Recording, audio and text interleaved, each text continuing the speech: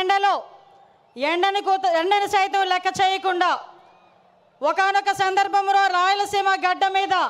పసుపు చొక్కా వేసుకున్నాడని వాడిని బెదిరించి కేసులు పెట్టిన నేపథ్యం నుంచి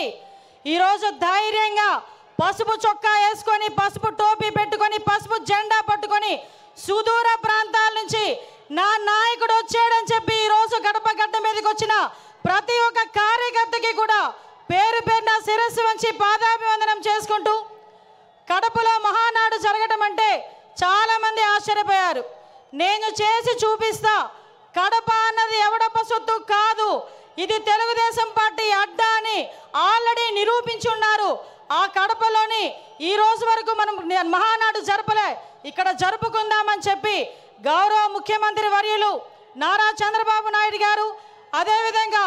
మన జాతీయ ప్రధాన కార్యదర్శి మనందరి నాయకుడు లోకేష్ బాబు గారు కంకణం కట్టుకొని ఈరోజు ఈ కార్యక్రమానికి శ్రీకారం చుట్టారు. సాధారణంగా